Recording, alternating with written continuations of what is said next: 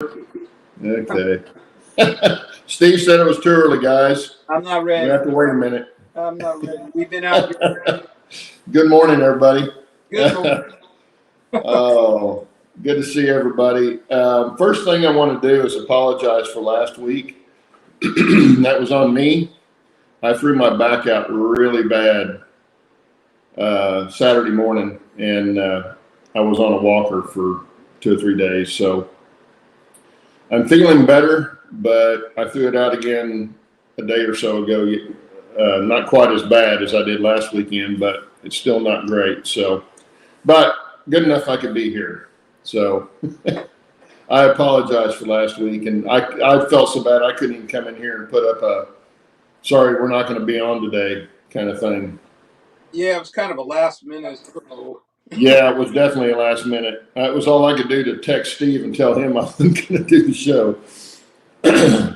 So anyway, and also a reminder, next week, I think it's next week.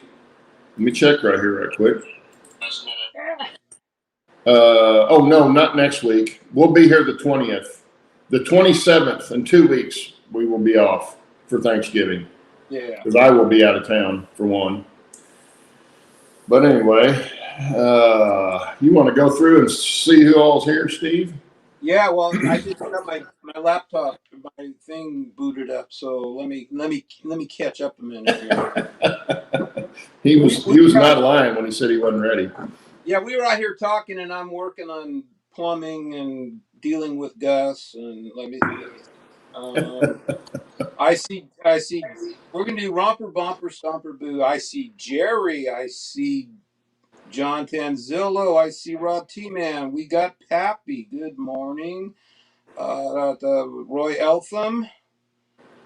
We got Chuck. 65. Hey, how are you doing? Hey, Chuck. Good to see you. I haven't seen you in a while. Yeah. NSF Instagale. Good morning. How are you this morning? Sheep Boy. 256. Good morning, Almar. We got Digger. Hey, Digger. How are you doing? Bernard. Hey, Digger. Good morning or afternoon to you, probably. We got Randall Ellison. How are you? And I think, did I miss anybody? I think you got everybody that I see on there. I got everybody.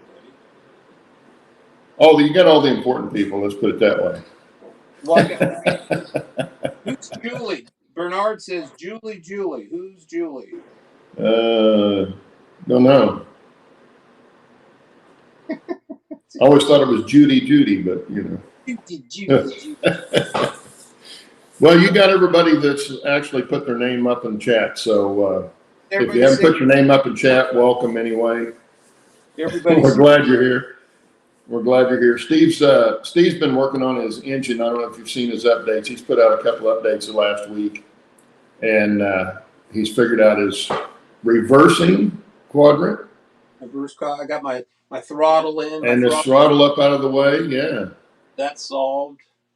So show us what you're doing there, Steve. And now plumbing. Well, I'm still working on that. With all the stuff I got from Loco Parts, now it's working out plumbing issues. So I've got a really nice brass steam gauge that I'm trying to get the nice location because with the cab I got to be able to see a steam gauge. So I've been working with trying to figure out that. So that's probably going to fit right there with a. You guys can't see it anyway.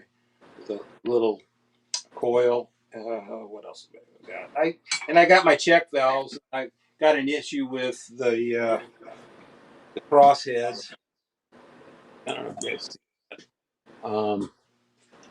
I've got a lubricator that's coming that he's building. It's a mechanical lubricator that mounts under the running board on the other side. It'll go about right here on the other side. That has a linkage that connects with the crosshead. That each time the slide moves back and forth, it pumps steam oil into the steam chest, which is right. I don't know if you guys can see that right there. And I've got 2 check valves that came from Loco Parts that aren't going to work. So I got to talk to Jeff and see if he can machine me a couple of different check, because that keeps because the steam oil gets pumped each revolution of the wheel pumps steam oil into the steam chest to lubricate the cylinders, and without a check valve in it, all the oil just blows back into the lubricator. So, but the check valves that he sent aren't going to work because John put the union for the slides way up here next to the steam chest, and there's no way using the check valves that Jeff sent me. So he's going to have to machine me a couple of new lubricators. Those aren't going to work. And I think with the update I did, I'm still probably going to put the injector probably under here. I was thinking about doing it up in the cab, but it's going to make the plumbing a little bit cramped because it's got to feed into. Hang on, let me switch the camera around. You guys can see what I'm talking about. Well, and John Tanzillo has a question for you, Steve. What will your total investment be in the engine? My total investment. Well, when I sold the gas engine, I got a little cash out of that to complete it. I've also got some money coming from Tim because he's selling those um, steam pumps. So right now it's I think probably right at 2,500 right now. Into with because I ordered trucks for it too. So I've got everything ordered to build it. So 2,500, and then I'm probably going to get 15 to 2,000 back from the sale of the steam pumps. So actually, my cost is going to be pretty minimal. Yeah. But this right Do you right. know? Do you know how much John had invested in it before? Oh gosh, thousands. I was looking at his invoices with just the castings and stuff, and I'll bet he was probably in this thing for $7,000-8,000 just in rough castings. Not that's not even finished. So Yeah. uh, it's crazy, but yeah, this is going to be. Let's see right here. This is the inlet. Well, this is actually a check valve right here. The water from the injector will come in. Actually, goes that way through this check valve into the boiler right here. So putting the injector in the cab, which I could do that. The steam from the turret right here will connect with the injector right here. This is a water line in. This would come in from the tender, and it mixes however injectors work. And then the water comes out here and connects with here, if you kind of get the drift. And then there's an exhaust right here that will exhaust down through the running board.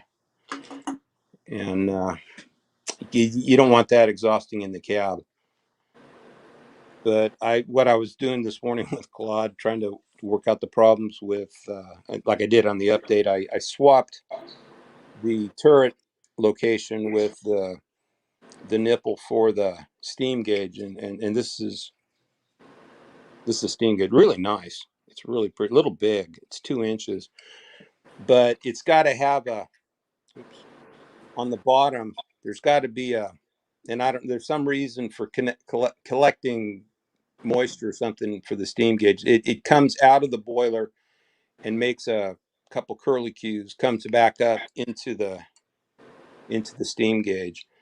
But I've got to have it out of the way of the valves for the turret, so it's going to have to be set out just whoop, you can see a little bit like this. So I'm going to be reaching behind for the for the valve. So that's going to, I don't know. It's all kind of up for interpretation, but yeah, that's what I've been doing. Let's see. Yeah, this is the slide for the slide valve for the steam chest, and John had this is an 1/8 inch copper connection for the lubricator, and the oil pumps into this area here. So at some point between this union here and the lubricator, I've got to have the check valve. And these check valves are, I was showing Claude, are just little bitty things. I hope you can see that. Just little tiny things. So what I'm going to have local parts do is make me 2 of these instead of having the 1/4 inch connection on this end, have the 1/8 inch pipe union on both ends, and then I can put the 2 check valves between here and the lubricator on the other side. And the other thing I'm going to do is, the other problem I've got, and this is an interesting problem. I just found this out this morning, which just really thrilled me to death. Was okay, right here is the there's 2, one on each side, for the blowdown valves, which are these guys right here. And it's pretty simple. It slides open and closed, and you can open it, and it that's how you blow your boiler down with the fitting on the backside. But unfortunately, I know you probably can't see that, it won't thread into there because of these supports for the frame and the equalizers. So I've got to get a connection that brings this thing out far enough to get it threaded in there, but not too far where it's going to hit these cross rods. So that's, these side rods are, they can't hit that. So that is going to be a challenge to get You that. need a nipple extension. A nipple extension. Well, yeah, but unfortunately, by the time I do that, it might put it too far out into the side rods. I mean, I don't know if he has these where this sticks out a 1/2 inch, that would be perfect. Well, a nipple But that, extensions is that like a coupling. So it's female on one end and male on the other end, but it's only about as long as a coupling. oh, okay. And that would be as short as you could get. The other way would be with a coupling and a close nipple or an all thread nipple. Yeah, and see, I've got that, but that brings it out too far. Yeah. But yeah, actually, a male female one might work. But that's Well, that. did he make those also? Yeah, yeah, he made those too, and I don't know if he like I said, he might have one that has a longer connection here. I'm going to have to talk to him about if Yeah. that's an Yeah. option. That would be the best thing if you could get that. That would work. The other thing I'm going to do, look at all these parts that John had. I mean, these are all, but with the whistle, okay.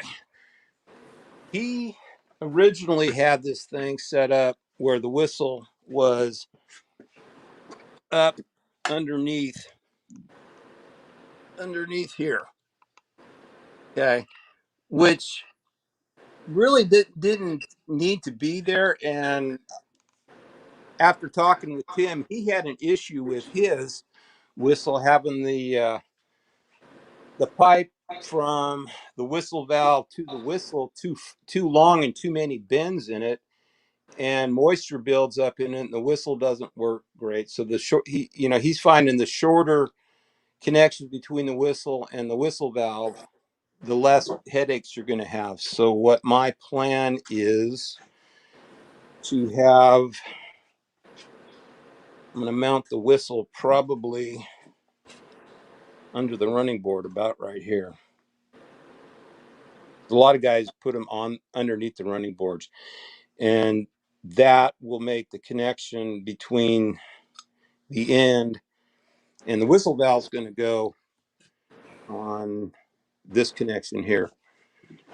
This will be the this will be the valve for the injector. This will be the whistle valve, which also has got to be out of the way of the steam gauge, which is going to be a challenge. This will be the connection for the blower right here. And this will be the connection for the ejector for the vacuum brakes. And I've got he's machining a brake valve, which I think is probably going to go right here. The vacuum brakes will be actuated probably there. The other thing I got to do on this too is when you're steaming up on this, you've got to put an artificial draft in the blower because it's a steam blower. So you've got to have an artificial draft while you're firing up. So a lot of people will put like a fan on the top. This comes off. Hang on a second. Stack comes off, and some guys put a fan to create an artificial draft out of the stack that way, or they put a pipe down there with connected to compressed air to do that, which is a little inconvenient because John's 10-wheeler was set up that way and it was kind of a pain in the butt. So what I'm going to do is put another valve connected with the blower so that you'll have the blower valve will be closed and a valve will be open with there'll be a connection for a compressor that will fit underneath the running board here so that you can plug in a compressed air this way and it'll run it through the blower line as opposed to having to put an artificial draft up the stack. And since I'm doing all the plumbing, that shouldn't be too big an issue. But and I also, one thing I did forget to put on the update was this smoke box door here. When you opened it, this lever, I added I don't know if you can see it, but a bolt underneath so that when the smoke box door is open, not the smoke box, but the firebox door is open, this doesn't drop down below the floor. See what I'm saying? It just kind of clicks over like that. So that's I did that. Yeah, But yeah, that would be inconvenient. yeah, and at some point when I break this thing apart, I'm not going to do it now, but at some point when this gets disassembled, I'm gonna cut this brass rod flush. I thought maybe I needed it longer when I machined that piece, but it doesn't need to be that long.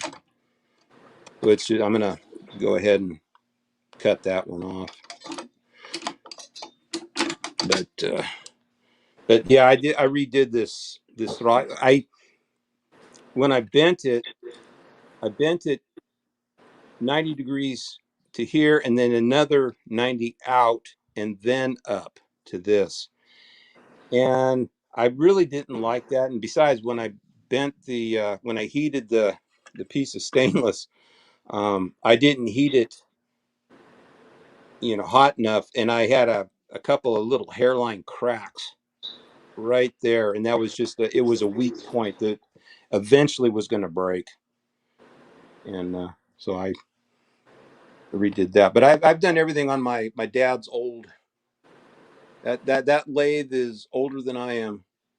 So that's how I turned this handle on there, this one, and but that's it. Oh, and I I had to. I didn't say this on the update, but this little standpipe that comes out of the steam dome for this whistle, it was a weak point. I had this thing down low because this is a motorcycle stand. So I had it down low, and I was checking the height of the throttle handle, and my foot hit this and broke the connection on it, which probably was a good thing because it was a pretty flimsy pipe that John put on there, and it broke really easy. And so that was probably a good thing because that's not something I wanted to be on the steaming bays up at Train Mountain and have break. So that would, and besides, this one's brass, so it looks better anyway. But yeah, it's a little tiny peanut whistle. But so that's the the update from the update. So that's what I was doing. Enough for me. Now I'm going to flip this thing around and talk about you guys because you don't want to talk about me. Okay. Uh, Okay. well, I can't wait to see it in person, actually. Oh, I can't wait to see you in person. Oh, well, that'll be a scary thing. I can tell you that. Yeah. Anyway, we had some others come in. Sparky's here. I think I saw Dennis come in with the Otter Creek. Good morning, guys. Jason's here. Good morning. Good to see you guys. And like I told the guys earlier, I apologize for last week. I threw my back out really bad, and I just did not feel like doing the show. It's still not great, but it's better than it was. Anyway, I actually got something done last week. I've been building a roundhouse. A good friend of mine has been coming over and building one of them, and I'm building the other one. And I wanted to put in some inspection bays. You can get that turned right where the light's good on it. Oh, you can see it. Oh, John Tenzil, he asked me, do I have freight cars or passenger cars? I don't have any cars at this point. It's going to be the engine, tender, fuel car, and probably a caboose. And I think that's it. Probably all she'll pull. And that's probably all she'll pull. Anyway, this is an inspection pit that I made. Now, this is all hydrocal. I had bought some that I liked, and they just were a little bit too big for the roundhouses, so being a narrow gauge roundhouses. So I thought, well, I've got some adhesive rock surface stuff from Cooch Enterprises, I think so it's from, that I had used on my turntable, on the inside wall of the turntable. So I thought, well, I can make a wooden one and stick that to the inside and make a master mold. And of course, once the hydrocal is painted, it'll look more like this. But then I can make from this, put this in a box and pour the rubber in over it, and it gives me a mold. You can see the stairwell a little bit better here on this side, right there. The only mistake I really made on this was I should have put the stairwell right in the center. I should have looked at that closer before I glued it in to the master, because I'm going to have to take just a hair of that stairway out. And you can't see it on this one. I'll show you the master. I'm going to have to take just the edge of that stairway out for the rail to come in all the way back. But this doesn't have, of course, the support post and the rail. What did I do with that? Oh, here it is. And I'll use a plastic I-beam about this size that will set in here, and the rail will actually run on that. Well, it's going to have some supports under it in the center, and I'll just use some wood and stain that to make it look good. But what I use for the molding, I got from Micromark. I don't know if any of you guys have ever done any of this before, but if you're going to make hydrocal castings, you can use it for rock castings if you've got some rock that you want to make or have of your own. But what I used was, this is Micromark. I don't know if you can see that. I used the one on this side. It's slightly cheaper. It's a 4-hour cure, which makes it a lot easier to deal with, because this one's only got a 6-minute pot life, and it cures in what's the say? Cures in 30-minute cure time. So you don't have as much working time with it. It's about $40, and $40 to do 2 of these this size. And this is pretty thick on the sides. And I did that for a reason, because the first one I made, I tore. And so I made the second one a little bit thicker. And then the other thing you got to do is either use a mold release, or what I've been using is just 3-in-1 oil. And I just coat the inside of the mold with 3-in-1 oil, and the hydrocal comes right on out. Anyway, that's what I did. I did that this last week when my back was actually feeling good, before I threw it out again. So other than that, I've been doing a lot of sitting and heating of my back. Yeah, and you're warming the hot tub. Yeah, getting old's fun, I tell you. Oh man.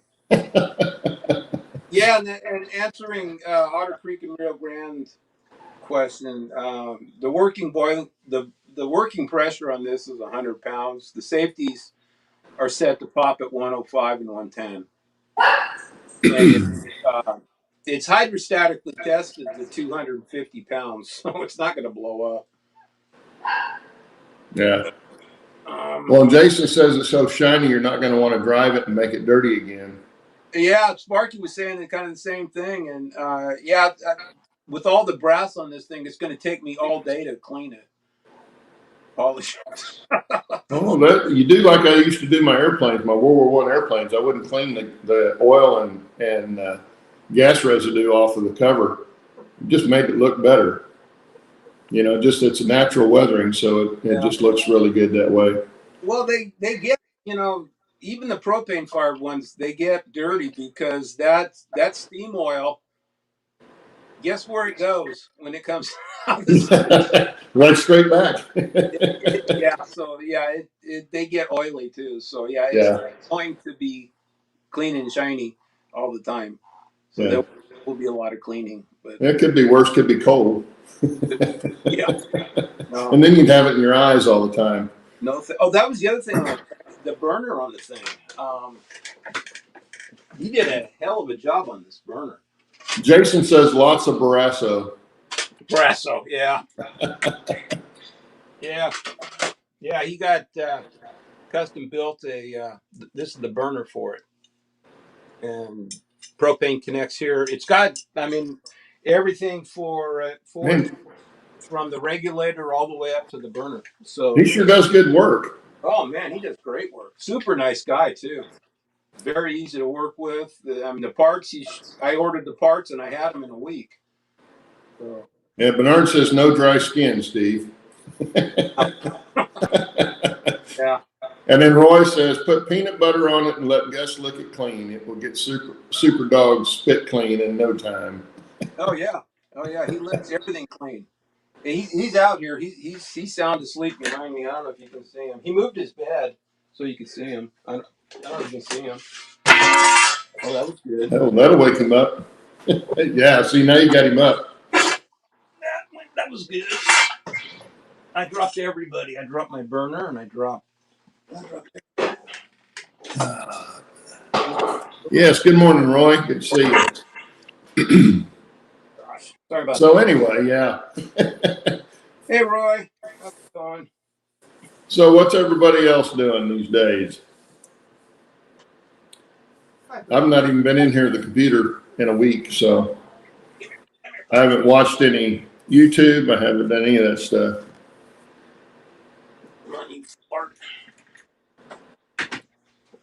This guy's almost 40 pounds now. Big as you are. Oh my God. I was telling Claude he's like having an evil, mischievous 5-year-old that's very smart. Hey, he's the unofficial back on track. Sparky's still working on his 3rd level. 3rd? Holy crap. Yeah, well, He's a young man though. His back's in good shape. He can climb up and down on the stairs and do that, or ladder and do that. Then you got Steve Brown. He was at his big old double decker layout, and then he tears the whole thing out, so he goes back to a single deck. I can imagine 3 decks. Holy moly! Oh yeah, no, I'm gonna have 2, and I'm still not up to the second. Well, I'm up to the second deck, but haven't expanded it yet. Jason says he'll be going to the Arkansas Railroad Museum later today, debating on video or live. Oh, Providing cell service is good. Where is that located, Jason? I'm not familiar with the Arkansas Railroad Museum. Roy says he got up just to watch us, then he's going back to bed. Wow. Are you that desperate or bored? Hey. Sparky says not true. I threw out my back last Monday and it still hurts to breathe deeply. I feel for you. I'm the same way. Mine's down low, so it makes just getting up and down. I was on a walker for 2 days last weekend. It hurt so bad. And finally my chiropractor got it put back in and actually went 3 times to him 2 weeks ago. Went 3 times. And then I heard it again last weekend really bad. And then I was feeling pretty good this week and then threw it out yesterday morning. So. Well, I've found with mine, if I throw mine out, it's weak for several weeks. You know, there's weakness to it that I end up throwing it out again. Yeah. Jason says the train museum's in Pine Bluff in the old Cotton Belts machine shop. Oh, that'd be cool. Yeah, that's a ways from me. Pine Bluff's a little ways from me, but I know you're down in that area.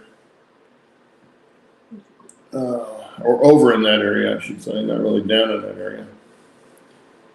Rob T-Man says back pain stinks. I have had back surgery. It helped the leg pain, but still stiff and achy. Yeah. Yeah, I've had 2 surgeries. I had a little bit of sciatica about 2 months ago, and my chiropractor got it in 3 treatments. And he was saying give him 3 treatments. If he couldn't get it in 3 treatments, then it was MRI time, which I was just like, no, don't tell me that. So yeah, luckily he got that part of it. And this is up a little bit higher, but it's still low back. You don't want to go down that road if you can avoid it. Back surgery sucks. So do you.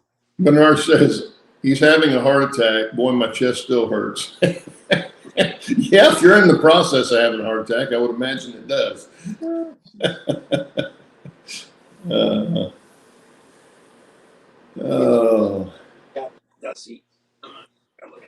Jason says it's 30 to 45-minute drive southeast of Little Rock. So that would put it almost 5 hours from me. 5.5 hours from me. But doable, but I'd have to stay over there overnight or something. I'm not young enough to do it. Go down and see it and come back the same day. Yeah, but you got that wonderful hot tub to hang out in after you. Oh man, it felt good the other night. I don't even think I could get in it right now. I don't know. You said you keep it at 104. Well, when we turn it on to get in it, it's 104. Holy crap! Yeah, I felt like a lobster in mine at 103. Well, I remember in high school, you know, the little stainless steel thing that you could stick your leg in or your elbow in or something like that. We kept it at 112, I think. Oh, jeez. But your whole body wasn't in it. You couldn't hardly get your whole body in the thing. I used to have one. It was an old in-ground hot tub that was really inefficient. But I remember one time I was out in that thing and just bubbling away, but it was below freezing. And so all the water that was splashing outside the hot tub was freezing on the deck. Out of the hot tub, slipped on the ice, and fell back into the hot tub head first. Oh, that's not good. That was not fun. That was not fun. What did I see here? Oh, Roy wanted to know how I fared after the tornado in Tulsa. Yeah, you have one right next to your house, or really close. Yeah, well, Roy, actually, we were in downtown when the sirens went off. We were just leaving church Wednesday night, and the sirens went off, and I was like, find a radio station. Told my wife, find a radio station where we can get a report of where it's at. Because we get them all the time. So it's not like we panic when we hear sirens go off. You just want to know where it's at so you can take precautions. But it was already east of where we were and north of our house and going northeast from there. So we knew the house was in the clear, and it was raining really hard. So that was, I could only drive about 50 miles an hour on the freeway going home because you couldn't see. And we got home just about time the rain quit. And we got reports of trampolines that got thrown around in the neighborhood. And one of the neighbors about 2 blocks over from us lost a couple of lolly pine trees out of their backyard. I don't know if they got pulled straight up or just pushed over, but the main part of the tornado was about 3.5, 4 miles north of us. What about damage to homes and stuff? Say again? What about damage to homes and stuff? Was there any of that? None in our neighborhood. The worst thing in our neighborhood was people, had stuff blown around in their backyard. We've only got small trees, so ours were fine. I didn't notice anything other than some leaves on the yard. But for our house, it didn't do anything. But like I say, we're so used to them here that if you know where they're at, and they've gotten really good. In fact, the radar they were using the other night, they could see when it picked up debris. They could tell the debris separate from the rain coming down, which is really nice because that pinpoints where it's at. Yeah. If you can see it pick up the debris, that's exactly where the tornado is. But it went about 4 miles north of us. You and tornadoes are probably like, us in California with the earthquakes. As long as it doesn't crack, it's okay. Yeah, and I've had people say, what's funny is I've had people in Florida say, man, how can you live in Tornado Alley? And I said, well, it's better than living in Florida where the hurricane takes out half the state when it comes in. At least the tornado, the biggest ones are only a mile.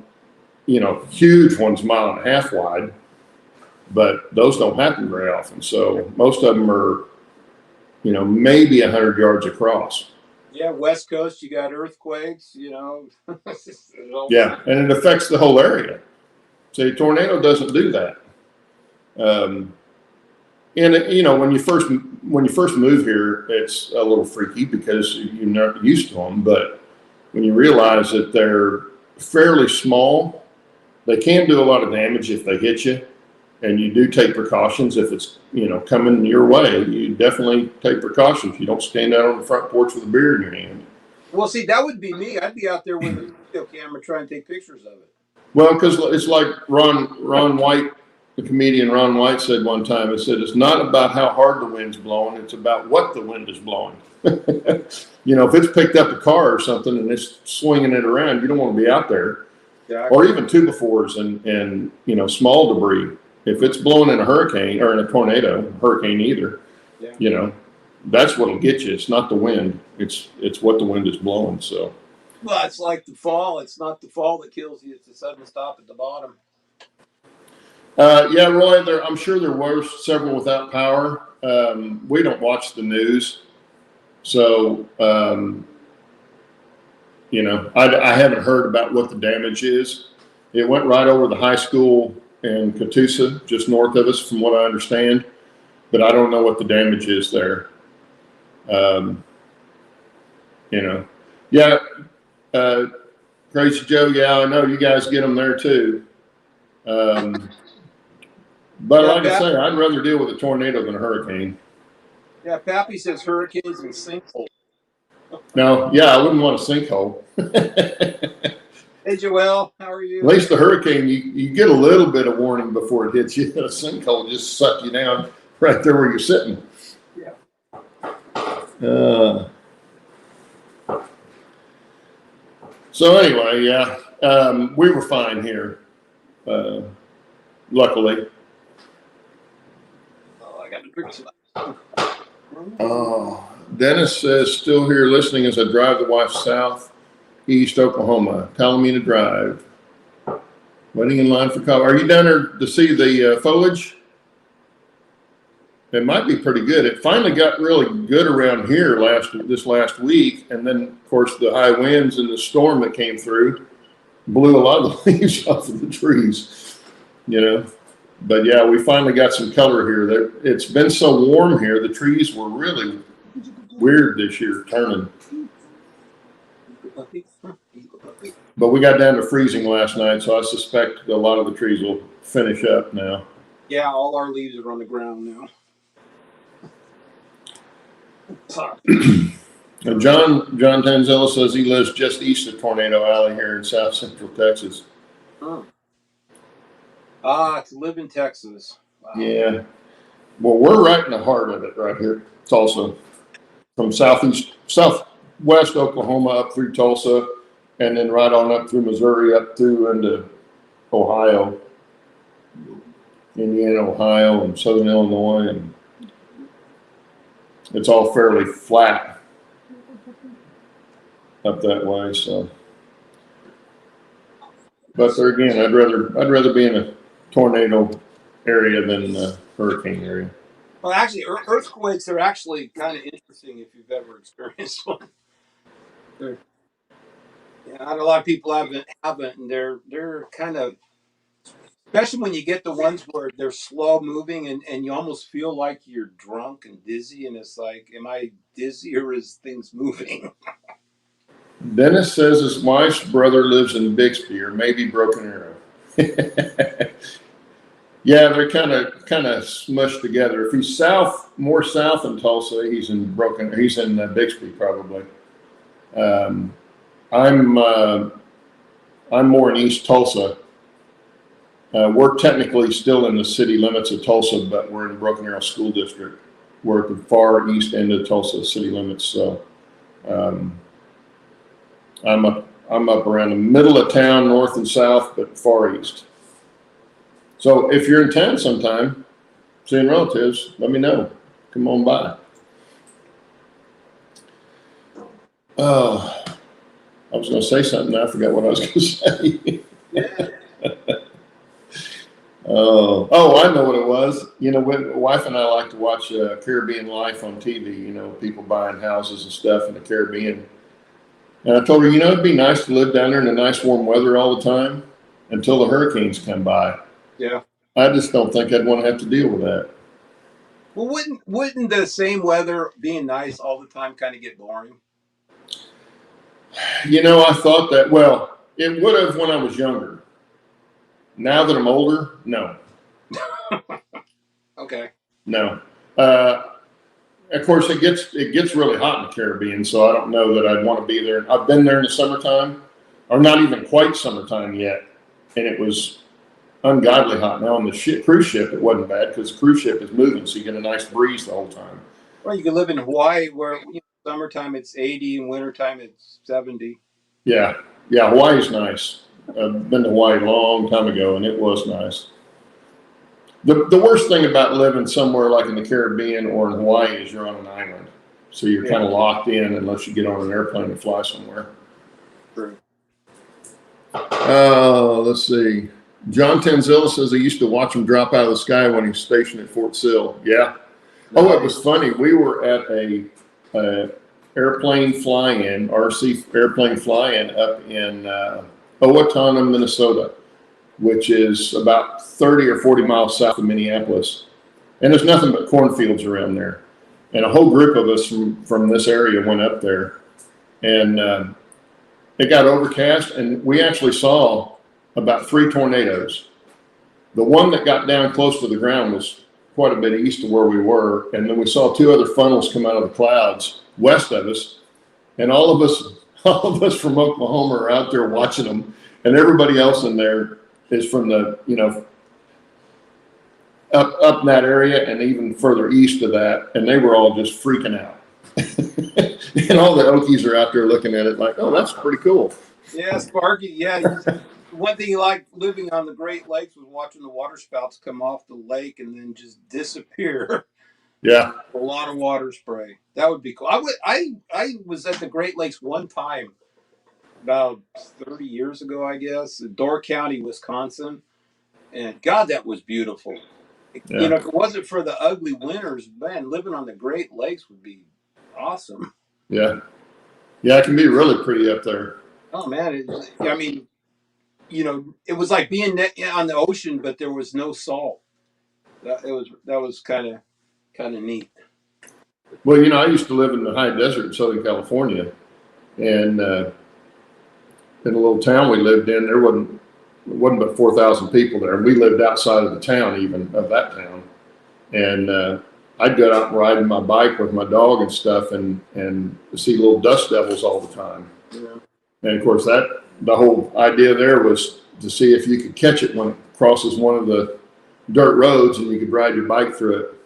Yeah. Oh, let's see what's Roy saying. Let's see. Roy says he drove through the backside of a tornado out the east side of Oklahoma near the Arkansas state line. Didn't know until I heard the weather report, and I'm thinking, dang, that's okay. Like in front of me, yeah. See you later. Exactly. Well, and in a truck, you know, I've seen trucks blown over. Oh yeah. Yeah, coming from Dallas and driving back up here, I had in the median around Stringtown, Oklahoma, I think, south of McAllister, there was a twin trailer semi that was laying over the median, and it had to be, well, it could have been straight winds, I guess, because there was thunderstorm came in. I pulled over and got up under a canopy to keep out of the hail. And then when I drove further down the road, there was that semi laying there in the Hell, they'll blow median. They'll blow a train over. Well, there's a video on YouTube. You can look it up, but there was and you guys have probably seen it. The backward face, it was a outward facing camera on a trailing locomotive that was looking at the train. I think it had a tank car right behind the trailing unit, and it's going down the main line. They were probably doing 55, and went through a tornado, and the thing starts bouncing, and all of a sudden it just blows it off. Oh yeah. And then the train catches up with the with the locomotive, and boom, train wreck. Yeah. Exactly. Yeah, they're strong enough to blow the whole train over. You need your nails cut, you butt.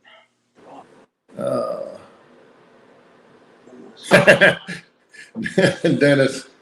Now Dennis lives out in Fort Sill. No, Fort Supply, not Fort Sill. Fort Supply, which is mainly east of me quite a ways, but he's out there in a little higher elevation. What the world calls tornadoes, we call dust devils. Yes, that's true. That's about how everybody else overreacts. If they don't have tornadoes, they freak on them, which I can understand. 5 in one evening is your record, Dennis. Yeah, I bet you get a few of them out there, Dennis. And of course, he's got a lot of open land around him.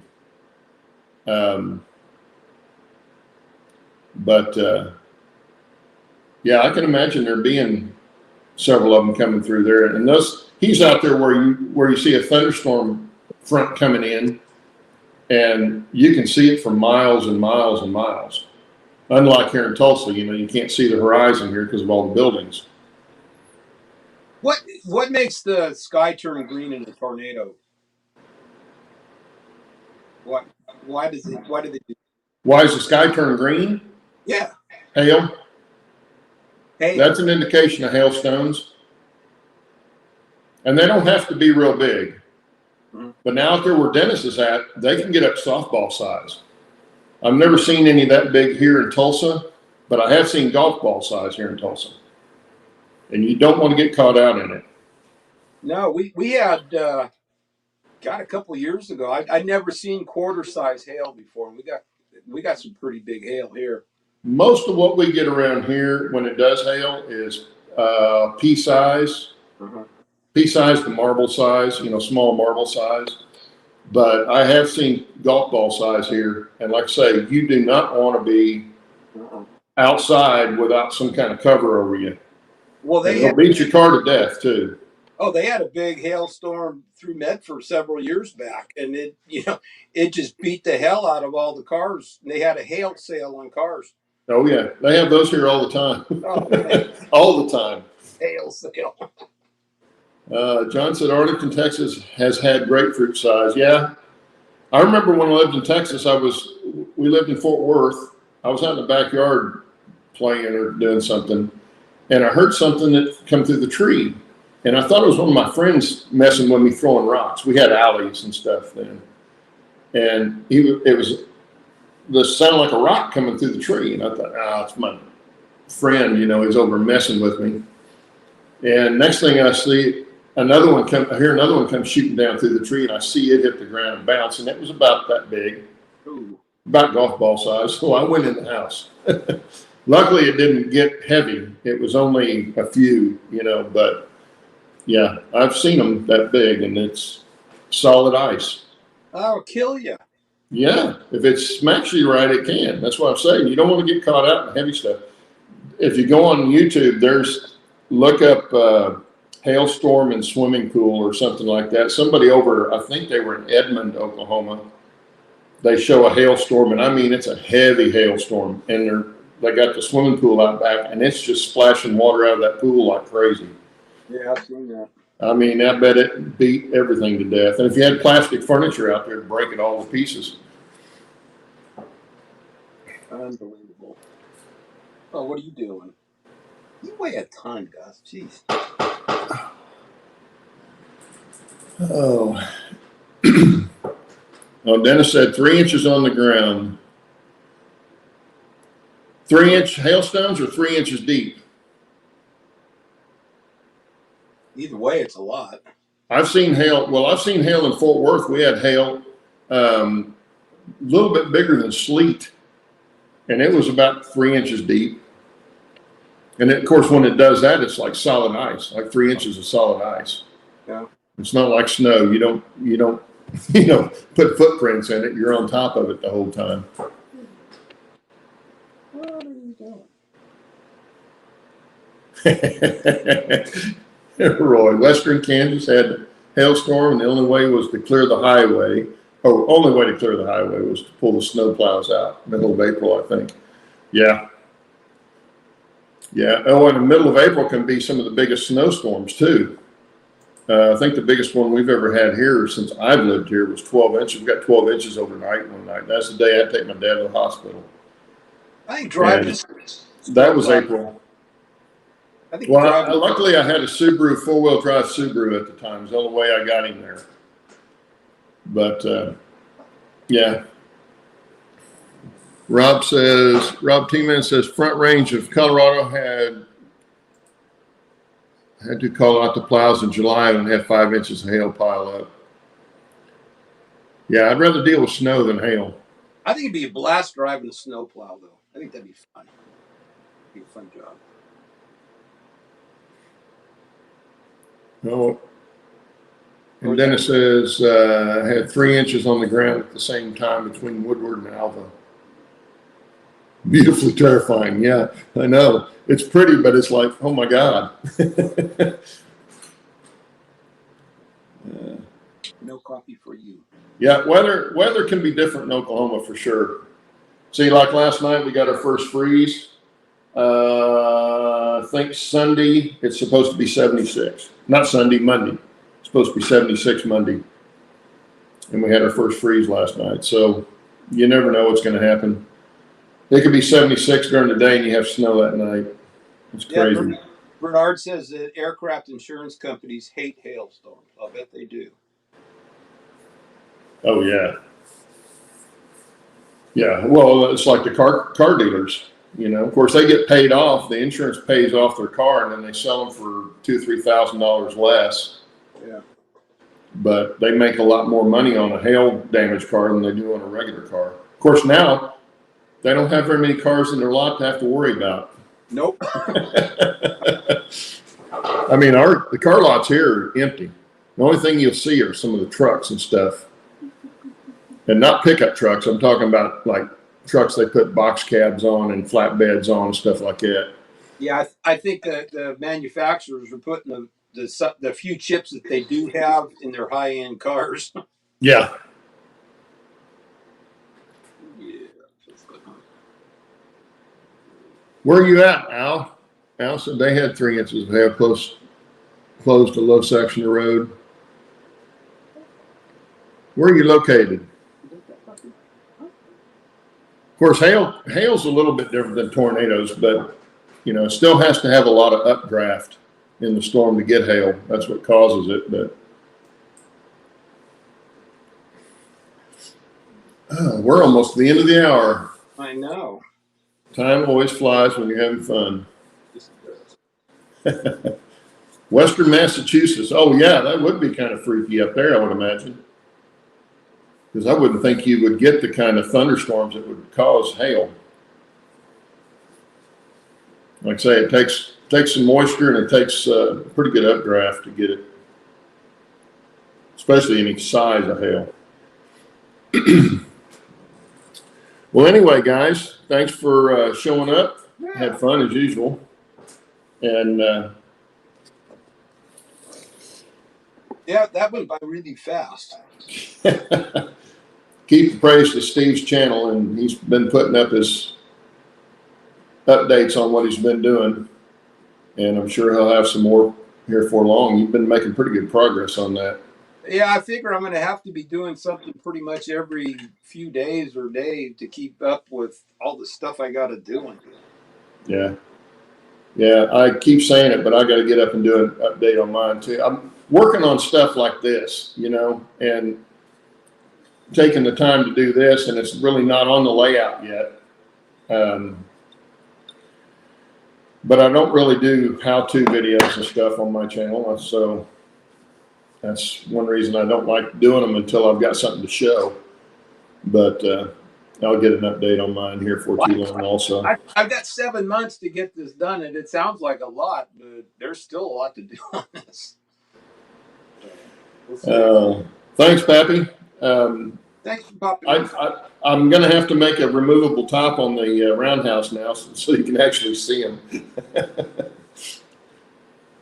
on these things. But yeah, I thought they would look good. And I'm not going to put them in every bay.